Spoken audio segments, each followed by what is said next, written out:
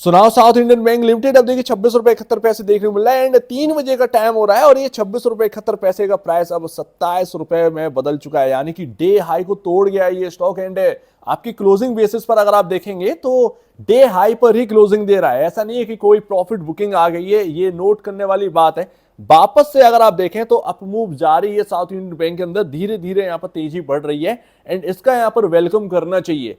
वाकई में एक अगर आप देखें तो एक अंडर वैल्यूड स्टॉक आपके सामने देखने को मिलता है एंड इसकी चर्चा हर जगह है और होनी भी चाहिए, बिकॉज अगर आप देखें बाय असेट्स तो बहुत ही अच्छा एक सस्ता बैंक हमें देखने को मिल रहा है बाय प्राइस। एंड देखिए यहां पर ना मैं आपके सामने 2-3 बात रखूंगा जैसे आपको नोट करना है एंड अगर आपको ये बात समझ में आती है तो आपको दुनियादारी से लेना देना नहीं है, मार्केट किधर जा रहा है क्या कर रहा है आपको लेना देना नहीं है। एक कंसोलिडेशन हुआ है साउथ इंडियन बैंक में, 3-4 महीने चला है, बट इसका रिवॉर्ड आपको जरूर देखने को मिलेगा।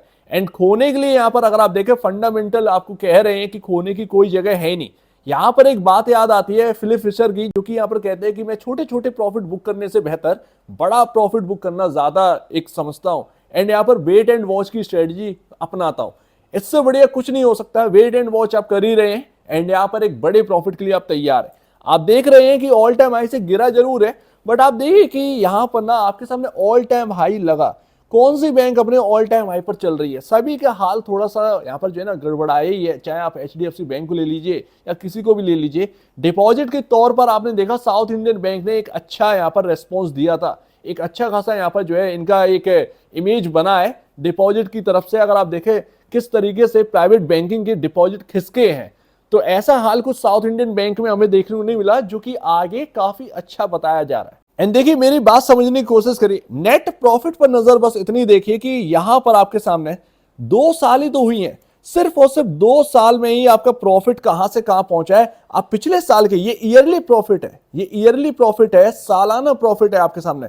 क्या ही यहां पर जो है कमाती थी साउथ इंडियन बैंक, आप देखेंगे 392 करोड़ का प्रॉफिट कर रहे हैं साल पर। लेकिन ये 2 साल जो है ना आपके सामने सब कुछ बदल के रख दिया।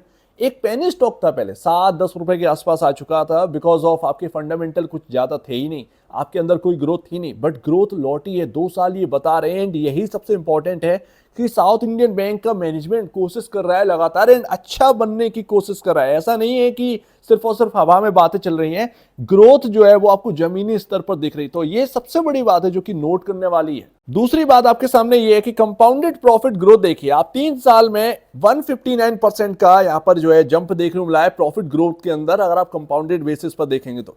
वही अगर स्टॉक सीएजीआर देखेंगे तो 3 साल में 46% का ही रिटर्न है। अब ऐसे में आपको समझ में आ रहा है कि कंपनी के जो फंडामेंटल है वो तो चेंज हुए, आपकी प्रॉफिट ग्रोथ बढ़ी, बट आपका स्टॉक उस तरीके से इंक्रीज हुआ ही नहीं है, बढ़ा ही नहीं है। तो आपने कोई भी मूव जो है वो एंजॉय नहीं किया है। ये दूसरा सबसे एक बेहतरीन पॉइंट है जो आपको नोट करना चाहिए। एंड अगर आपका जरा सा भी कॉन्फिडेंस डगमगा रहा है साउथ इंडियन बैंक के अंदर, तो ये आपका कॉन्फिडेंस वापस लाने में हेल्प करेगा। ये सारी बातें, ये छोटी छोटी बातें हमें नोट करनी पड़ती है एंड यही हमें जो है वो बताता है कि स्टॉक कितना अच्छा है, कितना यहाँ पर बुरा है। इसके बाद आप फाइनेंशियल इंडिकेटर देखेंगे तो आपके सामने क्या देखने को मिलता है, पी रेशियो 6 पर देखने को मिलता है। तो कॉन्फिडेंस गंवाने की जरूरत ही नहीं है। प्राइस टू बुक वैल्यू आपको 0.76 देखने को मिलता है, 34.99 पर आपका बुक वैल्यू है। और क्या चाहिए आपका यहाँ पर जो है पी रेशियो कंफर्ट में है। आप यहाँ पर प्राइस टू बुक वैल्यू के बेसिस पर अगर आप देखेंगे तो भी आप डाउन चल रहे हैं प्राइस टू बुक वैल्यू से, सॉरी बुक वैल्यू से। तो ये आपके सामने कॉन्फिडेंस बनाने की बात है, ना कि बिगाड़ने की। तो बहुत कुछ बोलना नहीं है, फ्यूचर पे बात करूंगा एंड वो कल की डेट में बात करूंगा, इनकी लोन बुक एंड वगैरह वगैरह सारी चीजों पर कलम डिटेल में डिस्कस करेंगे। बट आज के लिए ये अपडेट इतना इंपॉर्टेंट है क्योंकि आज जो एक अपमूव जारी है इसके अंदर डे हाई पर क्लोजिंग हमें देखने को मिल रही है। इसके साथ साथ जो इंपॉर्टेंट लेवल था 26 रुपए 34 पैसे, ये यहां पर ना क्रॉस किया एंड उसके ऊपर टिका है।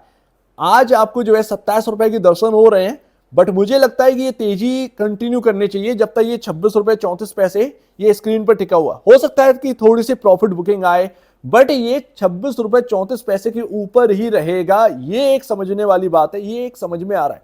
गैप जो बन गया था वो भी फिल हो गया, ये बहुत पॉजिटिव बात है। एंड गैप फिल करने के बाद हम हायर साइड गए हैं, तो इसका मतलब ये है कि एक जो गिरावट आई, शायद गिरावट का दौर जो है वो खत्म हो चुका है। आप अगर आप देखेंगे तो अब हमें सिर्फ और सिर्फ है मूविंग एवरेज पर ध्यान देना है। एंड जिन लेवल्स को हम क्रॉस नहीं कर पा रहे थे 27-28 रुपए, ये अगर क्रॉस कर गए तो फिर दम वापस आ जाएगी इस स्टॉक के अंदर। कुछ कहने ही नहीं है फिर। तो ये सारी बातें, बाकी सारी चीज जो है वो फंडामेंटल कर लेगा, कोई दिक्कत की बात यहां पर नजर नहीं आती है। ऐसा नहीं है कि आपको कोई एनपीए बढ़े हो तो यहां पर कोई निवेशक को टेंशन वाली बात हो, कुछ भी यहां पर जो है सिनेरियो गड़बड़ाया हुआ नहीं है। सेक्टोरियल अगर कुछ बात आती है कि प्राइवेट बैंक है और सरकारी बैंक है, डिपॉजिट के तौर पर बहुत ज्यादा समय खराब चल रहा है, तो एक वो अलग बात है, लेकिन वो सेक्टोरियल प्रॉब्लम होगी। ऐसा नहीं है कि साउथ इंडियन बैंक ही उसके अंदर जो है सरवाइव कर रहा हो, सर्फर कर रहा हो, तो ऐसा नहीं है ना। तो ये सीधी सी बात है, समझ में आती है कि सारे के सारे फंडामेंटल सही है। एक लंबा कंसोलिडेशन चला है, एक लेवल को क्रॉस नहीं करे, एंड अब वक्त आ गया 27-28 के लेवल को क्रॉस करने का। लेट्स सी यहां पर जो है कितना दम है यहां पर, बट आज की डेट में जो भी हो रहा है वो एक अच्छा सिनेरियो हमें देखने को मिला है। 26.34 पर नजर रहेगी। कल हम बात करेंगे इसके फ्यूचर पर एंड बाकी चीजों पर, जो कि डिटेल में एक कवरेज करने वाले हैं। सो उम्मीद है काफी कुछ आपको समझ में आया होगा। एक बार निवेश से पहले या बेचने से पहले अपने ब्रोकर एंड एडवाइजर से जरूर सलाह लीजिएगा। खुद की स्टडी करेगा, उससे बेहतर कुछ भी नहीं, खुद की स्टडी मस्ट है। तो आप दीजिए मुझे वीडियो देखने के लिए बहुत धन्यवाद दोस्तों।